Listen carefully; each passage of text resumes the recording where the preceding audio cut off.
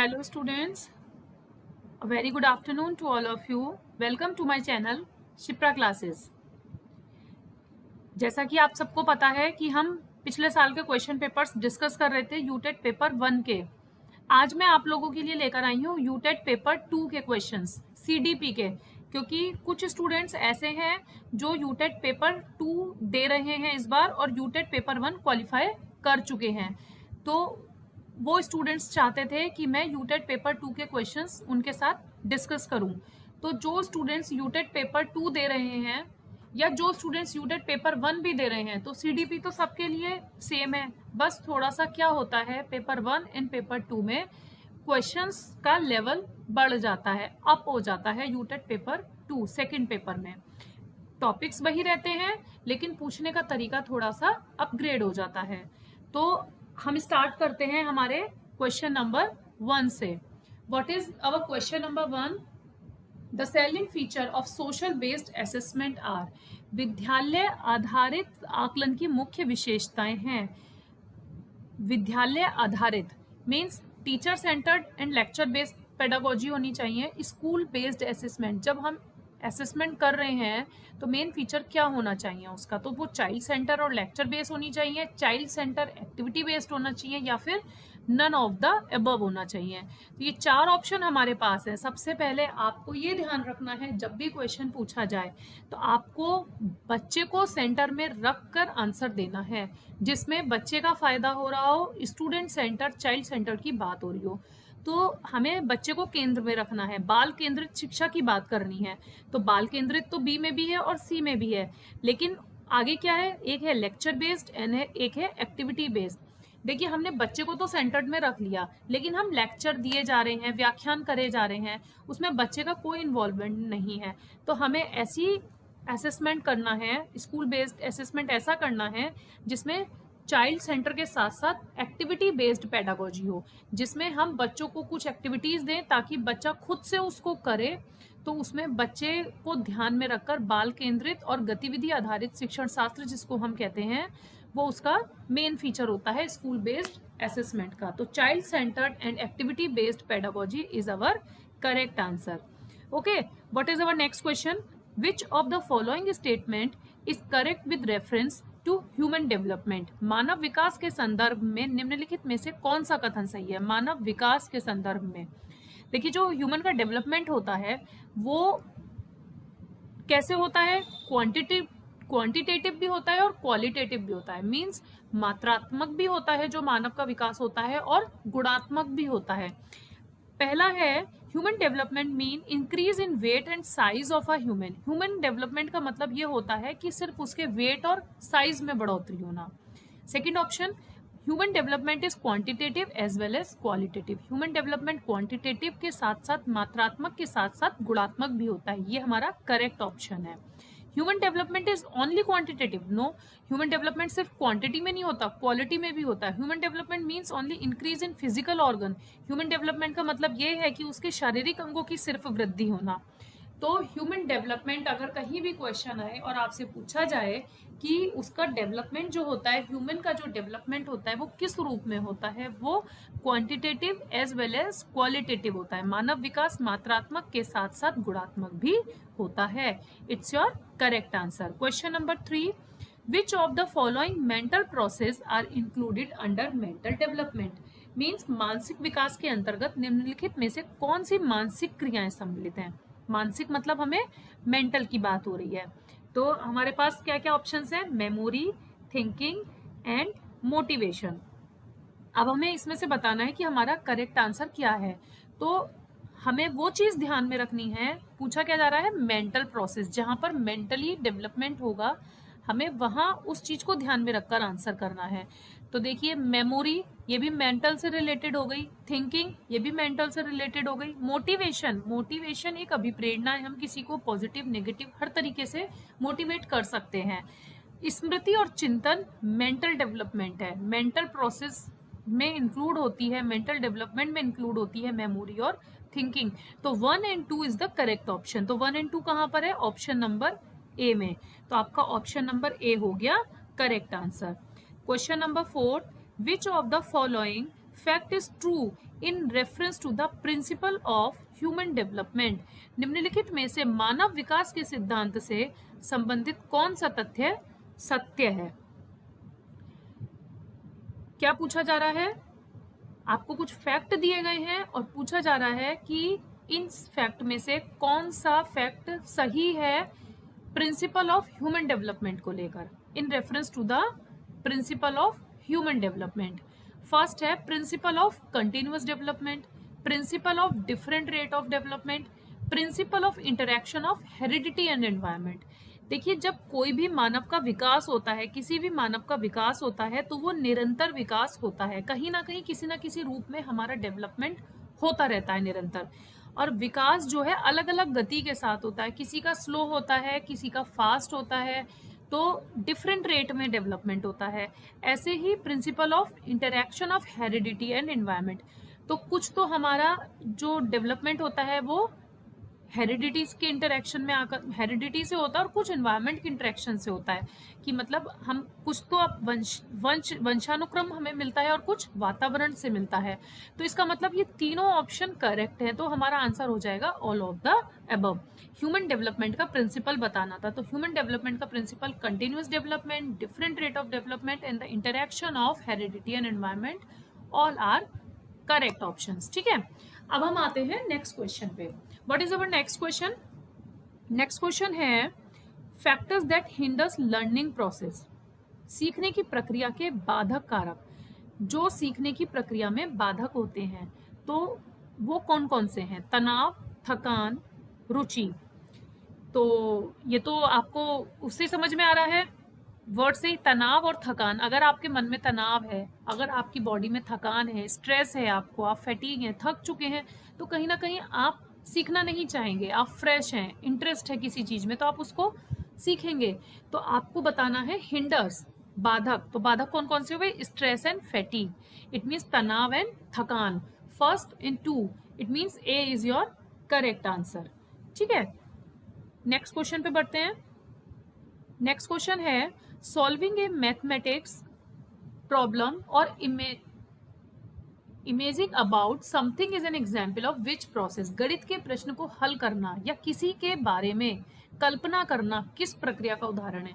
आप कोई मैथ्स का क्वेश्चन सॉल्व कर रहे हैं या फिर कोई भी किसी के बारे में कल्पना कर रहे हैं, तो वो कौन सा उदाहरण होगा? वो उदाहरण होता है कॉग्निटिव। कॉग्निटिव कैसे? देखिए, यहाँ पे जैविक की कोई बात नहीं हो रही, बायोलॉजिकल कोई बात नहीं हो रही है, सोशल कोई बात नहीं हो रही है, इमोशनल कोई बात नहीं हो रही है, आप प्रॉब्लम सॉल्विंग की बात हो रही है ना, इमेजिनेशन की बात हो रही है। इमेजिनेशन और प्रॉब्लम सॉल्विंग कहाँ से आता है? माइंड से, इंटेलेक्चुअल से। इंटेलेक्चुअल पावर मतलब कि कॉग्निटिव से। तो संज्ञानात्मक, हमारे संज्ञान में है ये कि हमें इस प्रश्न को कैसे हल करना है, हमें इस कल्पना से कैसे बाहर निकलना है, या कोई भी इमेजिनेशन हम अपने माइंड में कर रहे हैं, तो ये सब चीजें माइंड से रिलेटेड है।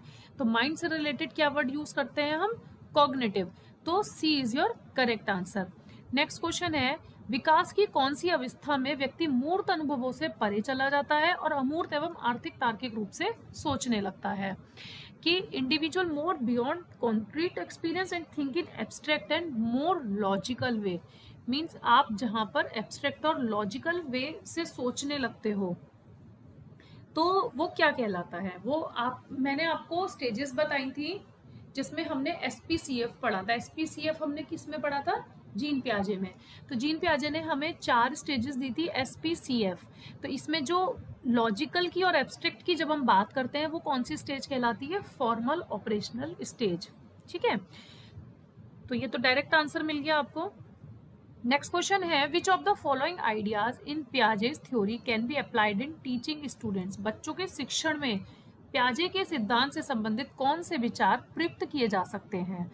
तो देखिए, use of constructivist approach, consider the child knowledge and level of thinking, use of continuous assessment, turn the classroom into setting of exploration and discovery. ठीक है, कंस्ट्रक्टिविस्ट थे जीन पियाजे, ये मैंने आपको बताया था। तो वो ऑब्वियस है, वो कंस्ट्रक्टिविस्ट अप्रोच का यूज करेंगे। वो क्या कहते थे कि बच्चे एक नन्हे साइंटिस्ट हैं, नन्हे वैज्ञानिक हैं, लिटिल साइंटिस्ट हैं। इट मीन्स वो बच्चे की नॉलेज को और उनके लेवल को भी कंसीडर करेंगे। यूज ऑफ कंटिन्यूअस असेसमेंट, तो कंटिन्यूअस असेसमेंट को भी हम यूज करेंगे। Turn the classroom into setting of explore and discovery. जो क्लास की व्यवस्था है उसको किस रूप में बदलेंगे, एक्सप्लोर कर सके ताकि बच्चा और कुछ डिस्कवर कर सके। तो ये चारों ही ऑप्शन जो हैं जीन पियाजे थ्योरी में हम टीचिंग मतलब जीन पियाजे के सिद्धांत से हम बच्चों के शिक्षण में इसको अप्लाई कर सकते हैं। तो ऑल ऑप्शंस आर करेक्ट, चारों ही पॉजिटिव बातें हैं जो जीन पियाजे के अकॉर्डिंग सही बैठती हैं। Question number 9, if a student does not have willingness to study then you cannot expect good results from him। यदि कोई विद्यार्थी पढ़ने की इच्छा नहीं रखता है तो उससे किसी अच्छे परिणामों की आशा नहीं रख सकते हैं। यह कथन सीखने के किस सिद्धांत को दर्शाता है। देखिए कोई स्टूडेंट है, अब वो पढ़ने की इच्छा नहीं रख रहा है और तो उससे अच्छे परिणामों की हम आशा भी नहीं रख सकते। तो क्या ये स्टेटमेंट किस प्रिंसिपल, लर्निंग के किस प्रिंसिपल को रिफ्लेक्ट कर रहा है? प्रभाव का नियम, नवीनता का नियम, तत्परता का नियम या अभ्यास का नियम? कोई स्टूडेंट विलिंगनेस ही नहीं है पढ़ने के लिए तो हम उससे कुछ एक्सपेक्ट भी नहीं कर सकते कि वो हमें गुड रिजल्ट देगा। तो ये तत्परता का नियम कहलाता है। लॉ ऑफ इफेक्ट तो वो हो गया कि वो बच्चा कुछ कर रहा है, उससे कुछ निकल के आ रहा है, मीन्स कि प्रभाव दिख रहा है कि हाँ बच्चा कुछ कर रहा है, नवीनता कुछ नया दिख रहा है उसके काम में, या अभ्यास वो अभ्यास करता नजर आ रहा है लेकिन ऐसा कुछ नहीं हो रहा है, तो वो कहलाता है लॉ ऑफ रेडीनेस, जहां विद्यार्थी पढ़ने की इच्छा नहीं रखता है और उससे किसी अच्छे परिणामों की आशा नहीं रख सकते हैं। This law is known as law of readiness, तत्परता का नियम।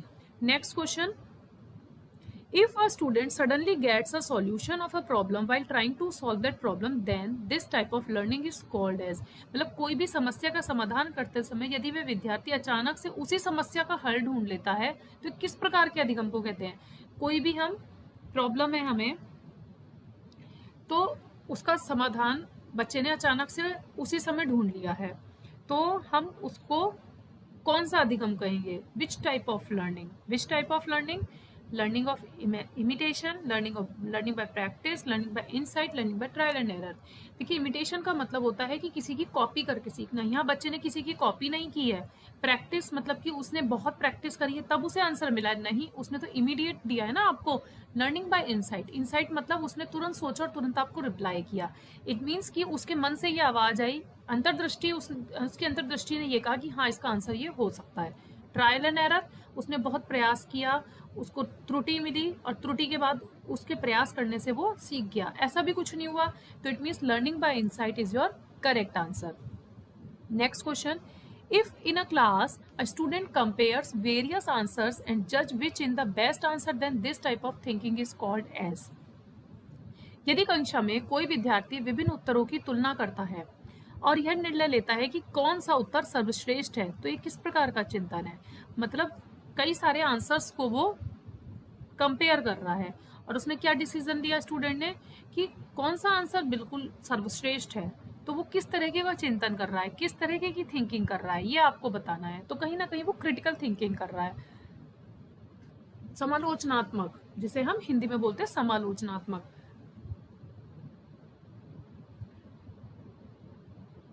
क्योंकि देखिए क्रिएटिव थिंकिंग, इसमें कुछ क्रिएटिविटी नजर नहीं आ रही, इनोवेटिव कुछ इनोवेशन नहीं है, इमेजिनेटिव कुछ इमेजिनेशन नहीं है, वो क्रिटिकल थिंकिंग है क्योंकि वो कई सारी चीज़ों के आंसर्स को कंपेयर कर रहा है, आफ्टर दैट बेस्ट आंसर को वो जज कर रहा है। तो इस तरीके की थिंकिंग को हम बोलते हैं क्रिटिकल थिंकिंग। नेक्स्ट क्वेश्चन है, if a student can make good tune of a song and he also interacts with other students, help others and has a very good social circle, then he is good at which intellectual skill. क्या कह रहा है question ये कह रहा है कि यदि एक विद्यार्थी गाने की अच्छी धुन बना सकता है और वह उन अन्य विद्यार्थियों के साथ अंत्यक्रिया करता है, दूसरों की सहायता करता है और उसका सामाजिक दायरा बहुत अच्छा है, तो वह किस प्रकार के बौद्धिक कौशल में अच्छा है? अच्छी धुन भी बना रहा है, उसके सबके साथ रिलेशनशिप भी अच्छे हैं, दूसरों की हेल्प भी कर रहा है, सामाजिक दायरा भी बहुत अच्छा है। तो ये सब बातें किसको दर्शाती हैं? ये सब बातें दर्शाती हैं कि वो कहीं ना कहीं म्यूजिकल और इंटरपर्सनल में अच्छा है, क्योंकि उसने अच्छी धुन बनाई तो उससे हो गया म्यूजिकल। अब दूसरा इंटेलेक्चुअल स्किल क्या है? वो सबके साथ अच्छा है, सबकी हेल्प कर रहा है, तो इट मीन्स वो उसके इंटरपर्सनल क्या होता है कि आपके आपस में लोगों के साथ रिलेशनशिप कैसे हैं, ठीक है। तो musical and interpersonal is your correct answer. Next question है which of the following statement is correct about intelligent test. निम्नलिखित में से कौन सा कथन बुद्धि परीक्षणों के संदर्भ में सही है। इंटेलिजेंस टेस्ट की बात हो रही है तो करेक्ट स्टेटमेंट आपको इसमें बतानी है। Intelligence test are only verbal. देखिए ओनली अगर कहीं आ जाए तो समझिए वो आंसर करेक्ट ही नहीं है। ओनली वर्ड एक नेगेटिव वर्ड है। केवल केवल अगर आपको कहीं मिले, ओनली कहीं आपको मिले, वो आंसर कभी भी सही नहीं होता। Non verbal intelligence test have many statement. We can use intelligence test in many age group. We can use intelligence test only on the group age group for which it is develop. तो देखिए 13 में क्या कह रहे हैं, 13 में पूछ रहे हैं हमसे कि कौन सा बुद्धि परीक्षणों के संदर्भ में सही है। बुद्धि परीक्षण का प्रयोग हम उसी आयु वर्ग पर ही कर सकते हैं जिसके लिए वह बना है। अब इंटेलिजेंस टेस्ट है तो अगर हमें वो 14 ईयर्स के बच्चे पे कोई इंटेलिजेंस टेस्ट करना है तो हम सिर्फ उसी बच्चे पे करेंगे, उसी की एज ग्रुप के बच्चे के साथ करेंगे। 5 ईयर्स के बच्चे को तो उसमें हम लेंगे नहीं। क्यों? क्योंकि वो जो इंटेलिजेंस टेस्ट हम कर रहे हैं वो टेस्ट बना ही 14 ईयर के बच्चे के लिए है, तो वो 5 ईयर के बच्चे के लिए कैसे एप्लीकेबल होगा। तो we can use intelligence test only on the age group for which is develop, जिस एज के लिए वो बना है। अब देखिए यहाँ पे कंफ्यूज मत होइएगा, ओनली यहाँ पर भी है, ओनली यहाँ पर भी है। क्या बुद्धि परीक्षण केवल शाब्दिक होते हैं? ऐसा तो नहीं है, है ना। अब अशाब्दिक जो होते हैं बुद्धि परीक्षण, वो उनमें बहुत से कथन होते हैं। अगर वो नॉन वर्बल हैं तो स्टेटमेंट्स कैसे हुई। अब बुद्धि परीक्षण का प्रयोग हम किसी भी आयु वर्ग के लिए कर सकते हैं।